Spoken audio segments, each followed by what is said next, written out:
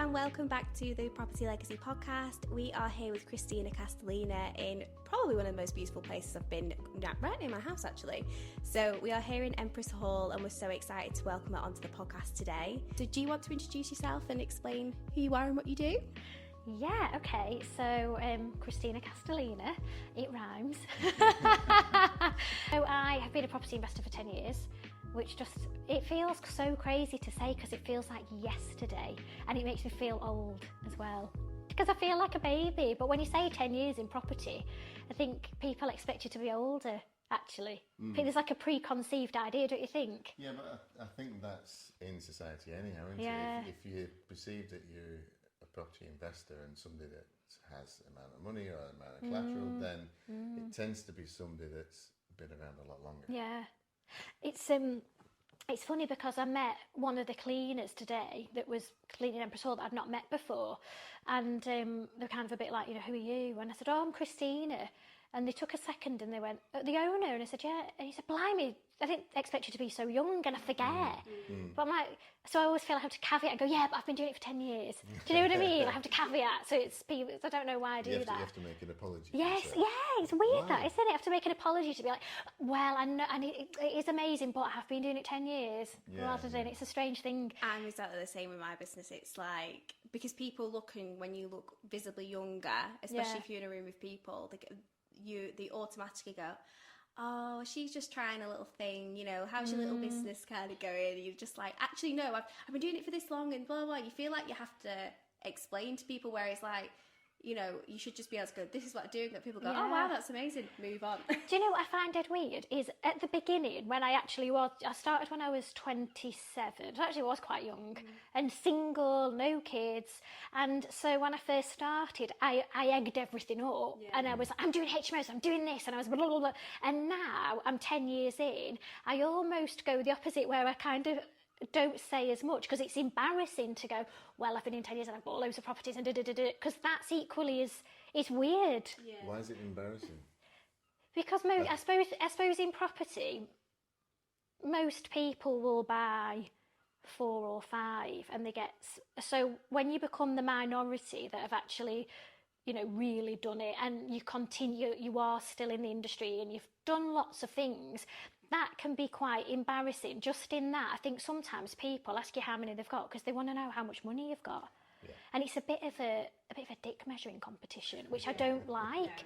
So it's weird. So when I first started, I was over-egging it, and now that I'm 10 years in, I'm under-egging it because I don't want to embarrass them, and I don't want to do you know what I mean? So I just don't say as much, and let other people go, oh, she's got loads, and then I laugh and go, I've been in it 10 years though. Do you know what I mean? Yeah, I think at the end of the day, majority of landlords and investors have 1 or 2. Yes, that's right. Yeah. You're actually classed as a professional investor and property investor if you have 4 or more. That's right. So you're kind of the 1% of the 1%. So going past that, and then how long did it take you to suddenly realise how far you'd gone?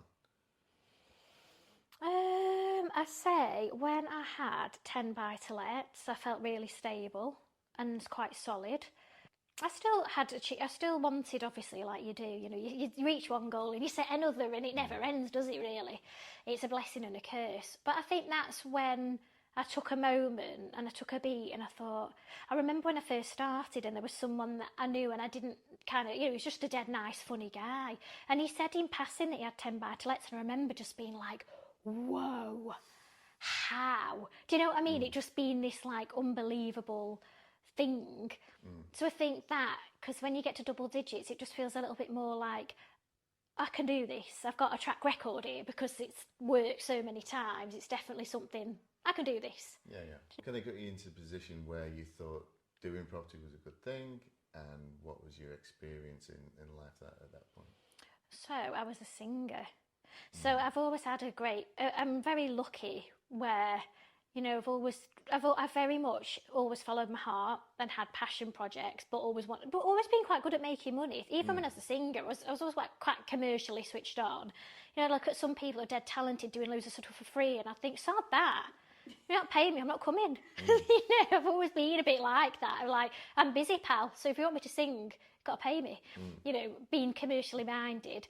But I think I'd been in the industry for 10 years singing, and you just get a bit long in the tooth of living out of a suitcase in terms of your career comes first, which is fine when you're young, but actually I realised I'm a home bird. So I'd have like an amazing job on a cruise ship and the production shows would be amazing. And I'd be in Brazil going on about how I want to be back home because I want to go to Asda and I miss the Blackpool Tower. You know, like how boring is that? Boring. But yeah, I always had that kind of like, I want to be at home. And so when I'd come back to Blackpool, you know, the work was not great really, you know, singing for drunk people in bars a lot of the time, hotels where like, you know, they're half dead, to be honest with you. Like, and you see, you know, it's just not inspiring stuff. I would sing at Viva, which was great, but it'd be like a couple of nights a week, and you know, and then you do panto, and I'd go away for panto, come back, and it's just like nothing changed. The money didn't change. I believe it has now, but when I was doing it, in fact, the money was getting worse. Right. They were putting the money down, which was like miserable, and also I just kept getting chest infections, which is really not great as a singer, is it? And you've got that fear of cancelling and annoying everyone, and the agent being annoyed, and then you also miss out on the money when you're self-employed. So I cottoned on, you know, this isn't going to be something I'm going to want to do in my 40s, especially when I've got kids. I'm not going to want to do it. And then it kind of coincided with me doing some network marketing, which was like 15 years ago, before network marketing was so accessible almost. It was before Instagram and all that kind of stuff. It was very much frowned upon and people called it a pyramid scheme and lots of negativity. So I'd kind of built myself I'd become a bit harder skinned, and I'd started to dream and read, you know, like Miracle Morning and like all these books that just change your mindset. So I was just hungry, and I went to a free property seminar. Didn't know it was a property seminar. It was Rich Dad Poor Dad.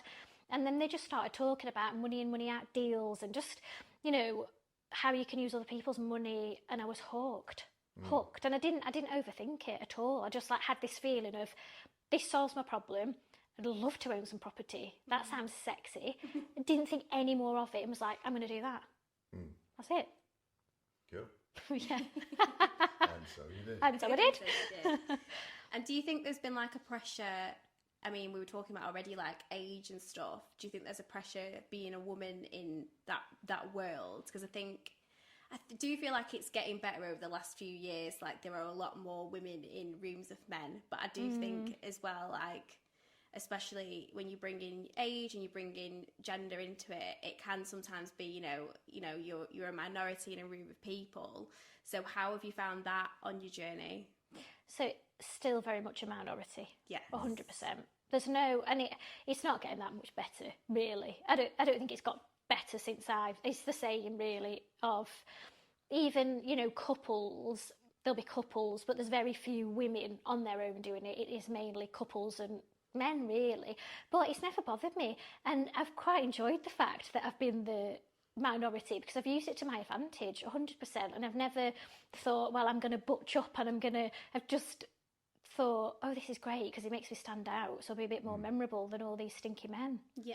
You know what I mean? It's that authenticity, isn't it, as well? And we went to an event, and obviously I didn't know much about property, but there was certain things that I knew about projects we were doing at the time.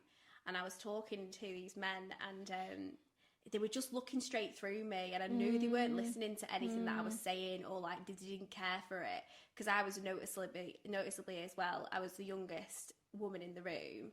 You're the youngest by far. I was the youngest by about 20 years as well. Yeah. And they were just like, I just felt this ignorance from them. But I was like, I'm going to carry on talking. I'm going to finish saying what I was saying. Yeah. I'm going to carry on telling you, because you've asked a question, but you don't actually want to hear the answer. Yes. Yeah. But then I saw them like 20 minutes later having the exact same conversation with my dad, and they were like, oh my God, that's absolutely incredible, blah, blah, blah. And I was just stood there like, we've had that conversation, you chose not to listen, but obviously because it's from him.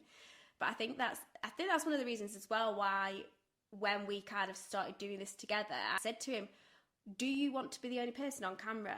Because if you are the only person on camera representing your business, that's absolutely fine. I was like, but if it's a family business, you probably do better having more of us on camera, and, you know, introducing other aspects and other people, because you're not just representing the obvious, what Yes. people expect. Yeah. Man in suit buys houses, has money, brags Yes. about it, kind of thing. Yeah.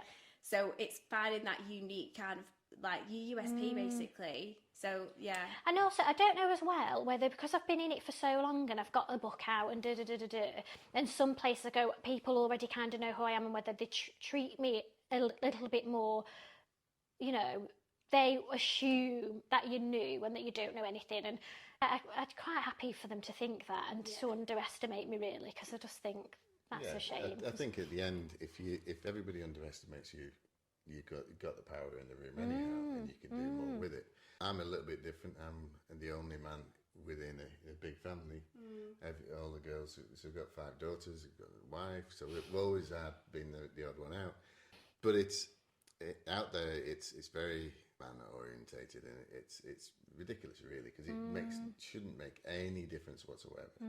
I always find it's really good to get everybody involved and pushing forwards. But I tend to find now when we go to big events, there's a lot more women are now going in things like that. They are in the majority, to be honest. Yeah, oh nice. So it's getting more and more that even our Manchester group is getting to the point that there was about a half and half last Yeah. That's time, lovely. which is good. so it's coming on really leaps and bounds that way. So that's really good. So from your point of view, when you started in property, your family, did they believe you're doing the right thing? Did you understand what you're doing? I experienced a hell of a lot of people going, you can't do that. Yeah, I think everyone said I couldn't do it, really. They thought they genuinely thought it was a scam, because we were having this conversation about, you know, how much you can pay for property training, and there wasn't much choice, to be honest. It was this company or this company, and they both wanted about 20 grand. My training was 18 because I did it on my own. I think it was 25 as a couple or 18 on your own. Thanks for the discount. Huge discount. That's kind. Yeah, and you know, I think they used a lot of like NLP sales and stuff. So I was like, take my money. Spent my life savings, and when I came back to Blackpool and said to my mum and dad, I've signed up for some property training, then they probably expected me to say for £1,000, and I said, and it's £18,000. They were like, what are you talking about? Who is this company? Not only that, the company had really bad reviews, so they didn't even help themselves. So when they're researching the company, loads of people are saying scam, doesn't work, take your money, and you know, you get nothing. So I was really wobbling as to whether or not to even cancel. I just had a feeling, really, and there must have been an element of trust. And also I just kind of looked at my life and I thought, if I cancel this, I'm just back to square one, and I just would rather risk it and dream a little than not, and put an end to it, and then just have this, what I'm doing now. Yeah, it's when you because we're obviously talking about Miracle Morning and doing self-help books and things like that, you have to take that leap of faith. You've got to take a leap, yeah. It doesn't matter what course you go on, whether it's £50 course or a £3,000 course. If you don't act on it, nothing will happen. And the thing, all the people that go on all the different courses, you know, the multiple companies around the UK and around the world, and there is a lot of people that don't actually achieve anything. It makes them feel better to go on a course, and they think that because they've gone on a course, that's going to buy them houses. But the course is like that much of it. And the hard work begins once you finish the course, and then you're in the real world doing the actual stuff that's scary. So I knew I was an action taker, so I knew I would do something with it. But yeah, so my mum and dad were dead negative. And then I think everyone else around me just felt I was a bit mad. And they were a bit like, ooh, because I was renting. So they were like, you don't really know anything about property, and you're such a good singer. Why don't you just focus on that? You know, there was a lot of that kind of chat. Yeah. It's like everything else. A lot of the training companies that I've worked with, not doing the courses, but worked with them behind the scenes. And it's all about the theory of psychology. If you're paying a lot for it, there's a good chance you'll actually do it. If it's worth next to nothing, the chances are you won't turn up. Yeah, that's right. They so don't value it. You have to have that value in there, that perceived value that, oh my God, it's, you know, going to university, it's costing, you know, 9,000, 10,000 a year. In the States, it's thousands more. But you actually make use of it. For me, yeah, I didn't pay 15,000 or whatever, but what I did was I took what I learned and no matter what happened, I was going to make sure either it was going to crash and burn, or I would figure it out to make it work. And that's the only difference, because we've got WhatsApp groups. People have been on the same courses, been on the higher courses, but haven't actually got anything. And it's a case of, well, why? There's got to be something out there that people are missing, and it is that action and have that self-confidence. I think it all boils down to self-belief and self-confidence, and actually the boring stuff like discipline. I think you've got to be able to channel your mind, which can be difficult when it's so noisy. You know, you've got social media, and you can get lost in watching other people's. You can be so lost watching someone else's journey, forget about your own. And I think you've got to be able to switch all of that off and go, and be able to prioritise the jobs that are going to make you money, and they're going to actually, you know, move the needle and actually make a difference. Because people can spend hours on Rightmove. Well, who cares unless you view the property? Yeah. You know, I've spent all day on Rightmove. So tell me the thing you've done that's going to move the needle. Yeah, the amount of people that I speak to, especially working in social media, and they're like, oh, I'll just see what everybody else is doing. And I'm like, you probably spend far too much time consuming rather than producing. Yeah. And it's something that you really have to rein in, and we all get it. Everyone gets imposter syndrome. Everyone gets, you know, the little mind monkeys. Yes. It's a thing, and we all process it. But it's being able to go, okay, quite clearly me consuming this today is not helpful for me. How actually could I spend another half an hour? Maybe let me put my phone in another room. Let me go and do something else. And it's that self-discipline to do that as well. And a lot of people, they do just go in a doom scroll, and it makes things worse. Yeah. I myself do it, and lots of other people do it. It's like, you've got 3 projects that you're working on, but you see something else, and then you start working on that. And I think the doom scroll massively adds to that as well, because you think, oh, they're doing this, so maybe I should do that. But it's like, well, actually, maybe I should finish the 40 other things that I've got on my list to do. Yes. It's like shiny It's shiny new, and there's so much potential. Yeah. But it's hard, isn't it? Because there's so much comparison. But I think that's where it comes with just being yourself and staying in your own lane. And, you know, 100 people can do a course, but it's who you are as a person, and how you actually take that on board and actually bring it into fruition in your life, definitely. And talking about the shiny penny thing, I've definitely got that, you know, that element to me to be shiny penny. And it's something that for the first couple of years I was shiny penny, and I was chasing anything and everything. I'd done the training, but I didn't have a mentor, so I still felt very much on my own, and I didn't have a sounding board, and I didn't really, so I was just looking at what other people, I'll do that. And it's only when I got a coach, and he just said, stop all of that and just do the one thing. What do you want to do? What's the one thing? And I was like, buy-to-lets. He was like, that's all you're going to do. You're just going to do buy-to-lets till you get to 10. Maybe the odd flip, but it's all the same. Cheap properties. You're not going to be flipping mansion houses, because that on its own is just a totally different skill set. Flip some terrace houses. It's all the same. But keep it just that, and then you know exactly what you're looking for. You're marketing for that. You can start sourcing buy-to-lets, because it's all the same thing. And it's when I got rid of the shiny penny and the comparison, and they're doing developments and they're doing a 30-bed HMO, and I just got rid of all of that, and I literally just did, I only look at this. It just, the momentum I gained was insane. It was just, it felt easy, apart from the mortgaging's never easy. I just dropped that in there. But it felt, the agents knew what I wanted. People were just bringing me deals because they knew that's what I would buy. And it just felt easy to do it. Yeah, and I bet it's so nice when the penny finally drops as well, because that can take a while, isn't it? Years. And it took years. When you're dreaming for things, like we've all been through it, and you're hoping you're gonna wake up tomorrow and that's how your life's gonna be, and it's like, no, you've got to learn so many things, and it's a long journey and a long process before you get there. But then looking back and seeing like what achievements you've had already is insane. Like in 10 years, you know, you're a young woman, you've got another 10 years, another 20 years, another 30 years doing this. So there's no limits to what you can achieve. Obviously as well, you've got your book, that was a bestseller. So tell us about your book. Yeah, so this is an example of shiny penny. So I did Empress Hall a couple of years ago, and it was like a real like dopamine hit. Which clearly I lack dopamine. I must do, because I chased the hit from buying houses. So I mean, talk about having to like get your hit somewhere. I have to buy a house to get a bit of a hit. which is ridiculous, isn't it? I don't smoke, don't really drink.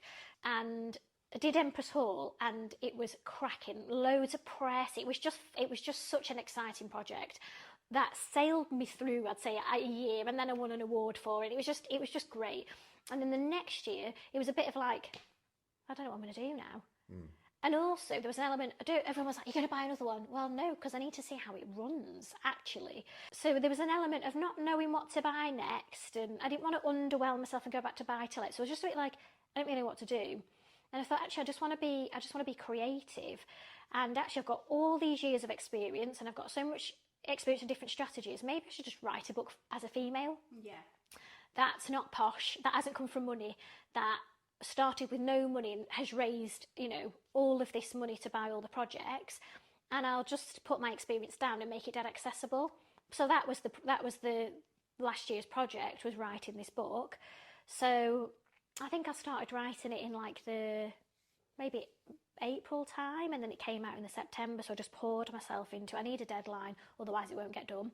So just gave myself a deadline, poured myself into it. Came out in the September, and yeah, it just went mental. It went crazy.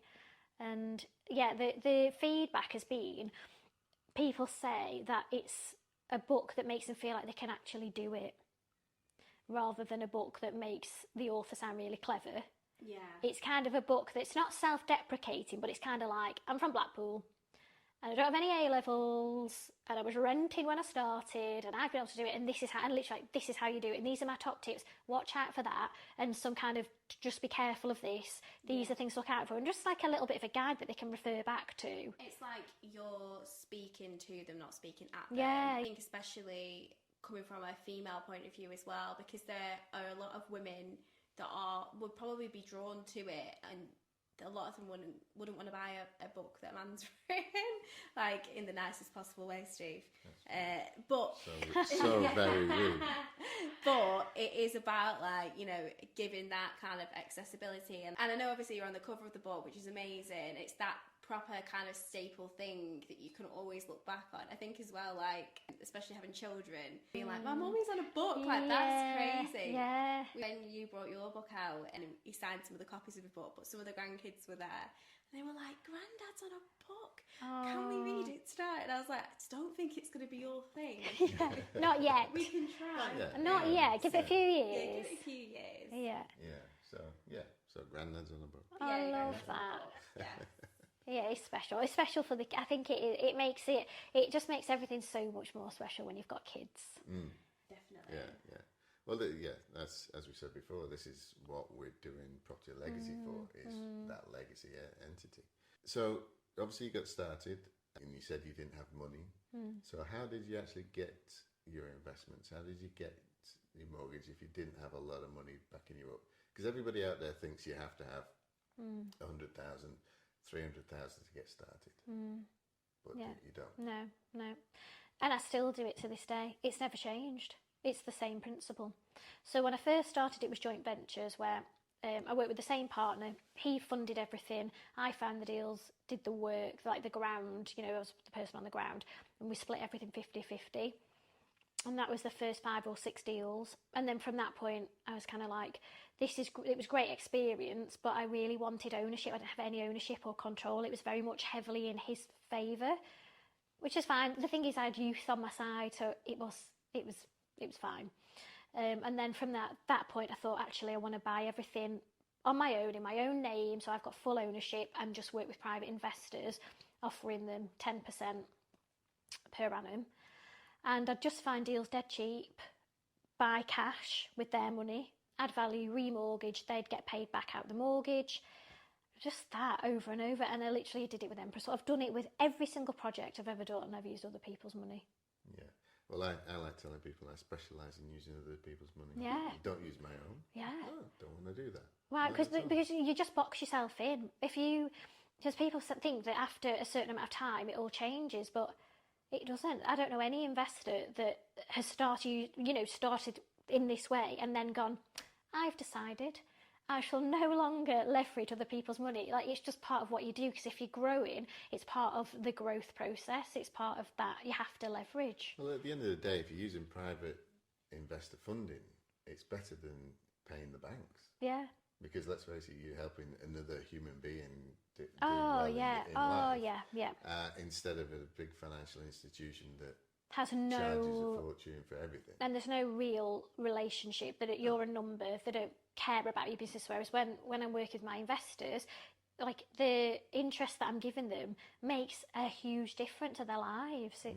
It's huge, and it's a win-win. You know, I couldn't do what I do without them, and I had, you know, it's a holiday, it's an extension, it's whatever they need it to be, really. Yeah. So you've got the 10 buy-to-lets, you've got your Empress Hall.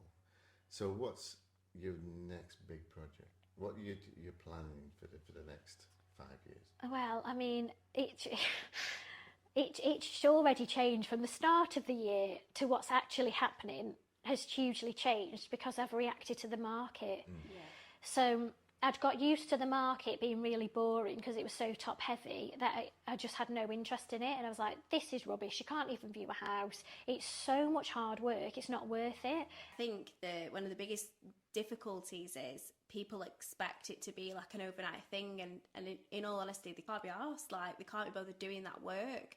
And you know, we see a lot of stuff online and we go, oh well, they bought this house and literally they bought the house and a week later they had it on the market and they put the rent up and they got the money back, and it's like, well no, there's always work to be done. Even in our own homes, it's constant work, constant things that need fixing, and things aren't going right. So you know, it's never going to be an overnight thing. Even the actual process of buying the actual property, it's long. It can take months. I think property is delayed gratification. Yeah. That's what it is. Yeah. You've got to be really good at it. Yeah. Yeah. But it's I think society for the last decade or even a little bit longer has got to the point where everybody gets credit and everybody gets, because they want it now, not save up for it. So everybody's going for those houses that are all done. They don't want to. You know, I know quite a few people that said that they don't want to buy something that needs doing to it because it'll then take time. It'll do this. And I'm like, yeah, but you get it for a hell of a lot cheaper, and you make money on it over time. But they just want that it's all done. Even for like social media, it's done for you service. It's done. It's that pay once, it's all done. Yeah.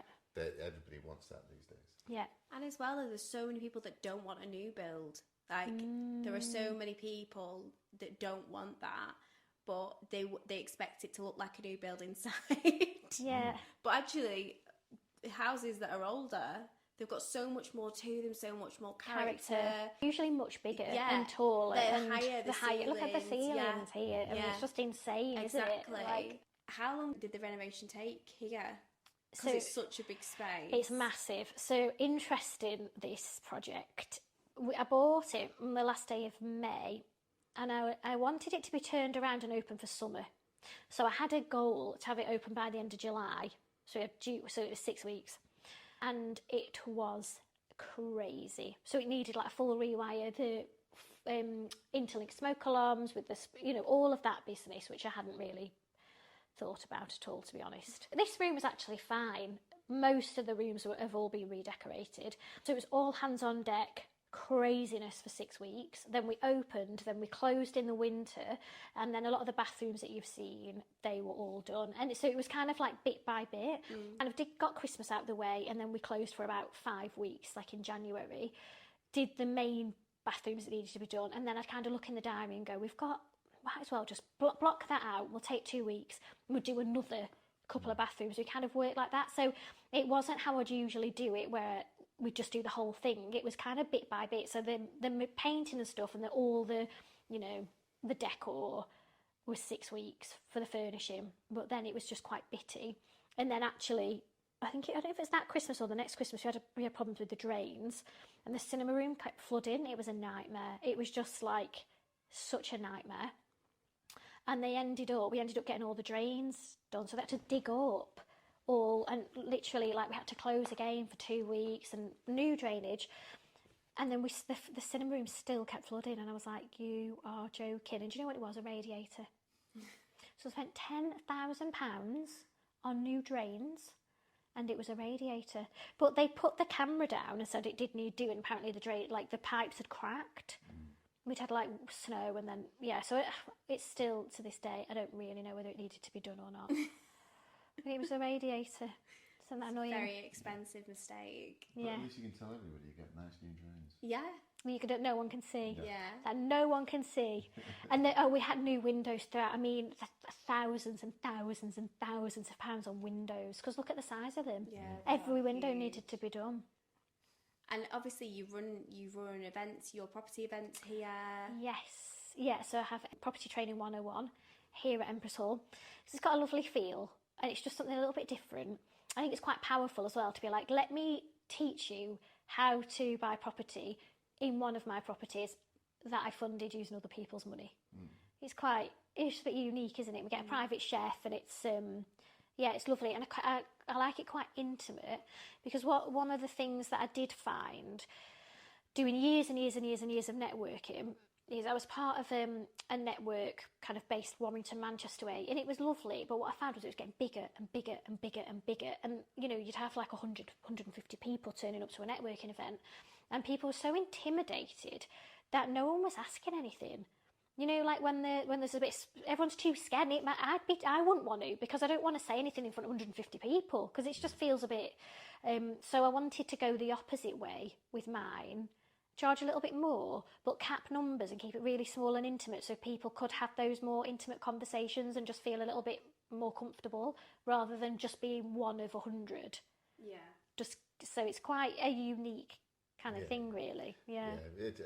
Unfortunately, there's a lot of people just want to make as much money out of it as possible. Yeah, and just keep just keep churning the numbers. Yeah, like how many can we fit in the room? Let's get a bigger room. Yeah. Let's get bigger. Let's just have a stadium of them. This is it. And at the end of the day, everybody's financial background is different. Everybody's the way your limiting beliefs are different. You've all got to kind of come at this from a different angle, even though it's the same course, but you've got different nuances for everybody, and you have to make sure that you check that it will work for your particular circumstances and all that kind of stuff. So you don't need it to be 300 people in a room. That's right. You need it to be 20, 40 maximum, really, to get a good, nice group around the table. Yeah. And that's to share ideas, because everybody has got different experiences. And even if they're brand new to this, it doesn't mean they don't know anything about anything else. And you get to pick up all kinds of ideas. And a lot of our content comes with people saying, oh, yeah, well, we've done this in the past, we've done that in the past. Well, that's a good idea, we could do that.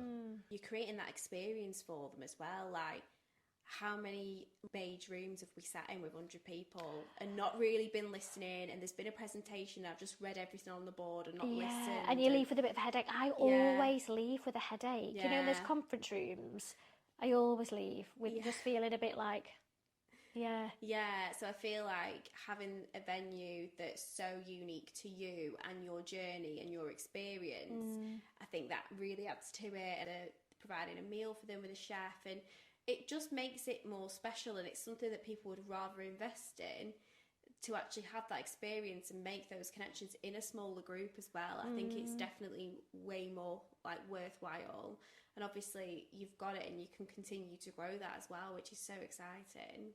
Yeah, it's one of those things as well. What I always find is with it, like we were talking about this, why don't you do that? And there's always, why don't you do this? And it's there's so much I can do with it if I could focus on it and not keep buying houses. And that's the problem, isn't it? Because I love buying property. It's my bread and butter. That's what I enjoy most. So I always outsource everything to managing agents to let them do what they're good at. I'm good at finding deals and raising money. My builders are good at building. The managing agents are good at that, and I respect that, and I am great because I just totally leave them to it.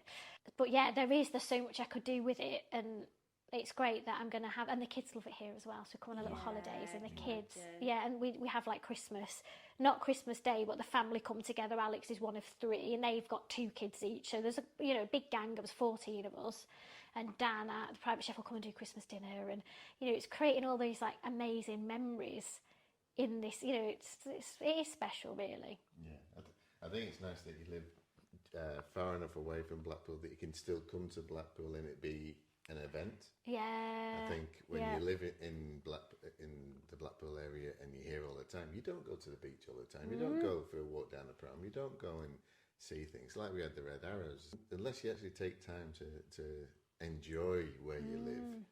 No matter where you are in the country, you need to enjoy where you live. That's right. And we do now. So because the children are Scousers, Blackpool, the Scousers, so Blackpool is a holiday to them. Yeah. Whereas to me, it still feels a bit homely because my mum and dad are here, loads of my friends are here, my houses are here. So I still come in work mode. I come in the house, it's work mode for me. But for them, Blackpool's the best place on earth. It's the illuminations, the tower.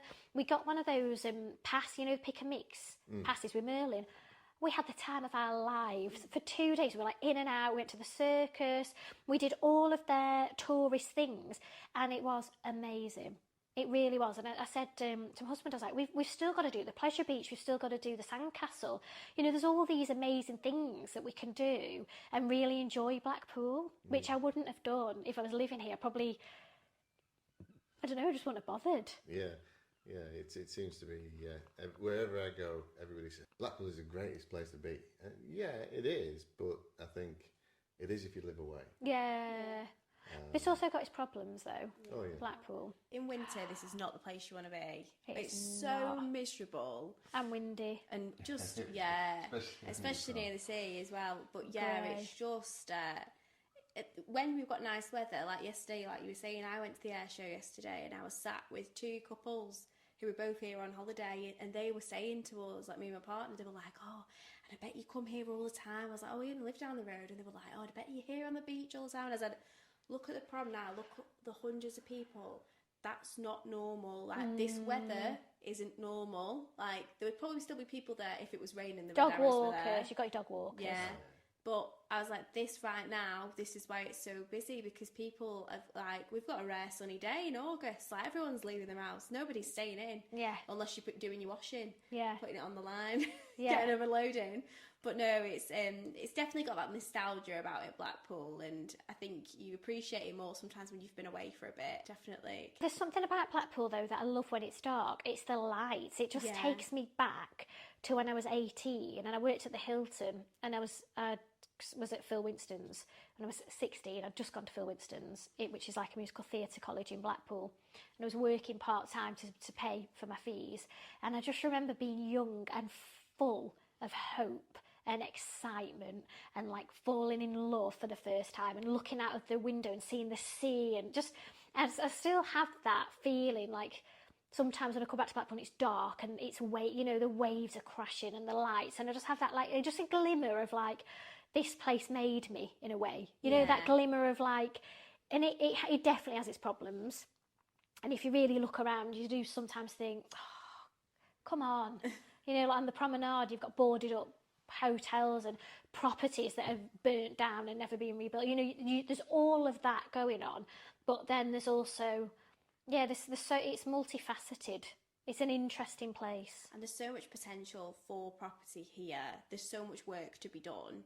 There's so many empty properties. Well, there is. They couldn't give them away, half of them. That's the thing. There's 3,000 empty properties just in Blackpool Council alone, and then you got wire and filed. So you need investments coming from outside the town to get these properties back into use, so that the local area comes up, the standard of quality of living comes up, and everybody has a better life out of it. I don't think the council don't help, and mortgage companies don't help because they won't lend here. A lot of them won't lend. So then you've got investors that want to invest here, but then go to get a mortgage and then think, God, they won't lend, it must be bad. It's not on all properties, but there's a lot of commercial properties you wouldn't touch. So that puts a brake on things, because unless you can have investment, then it's not going to change. But I love it. I love it. Well, when you can operate here and it works great, it doesn't matter if everybody else is having problems. Well, that's it, yeah. Sodom. We'll enjoy ourselves. We'll enjoy ourselves, that's it. If somebody wanted to work with you or learn from you, how do they approach you? How do they get there? So, if they go to my website, www.KristinaCastellina.co.uk, I almost couldn't say that. it's all, and they can book a call with me. We can have a chat and work out if there's a way that we can work together and what that looks like.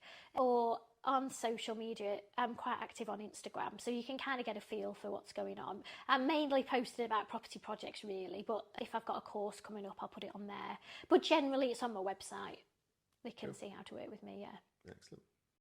So that's the end of today's episode. Property Legacy Podcast will bring you another episode in another couple of weeks. To support Property Legacy, you can find us on Instagram, Facebook, TikTok, LinkedIn, and we've got a brand new website.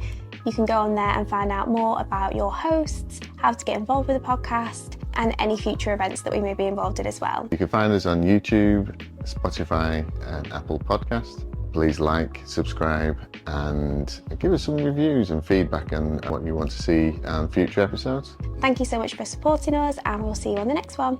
Bye. Bye.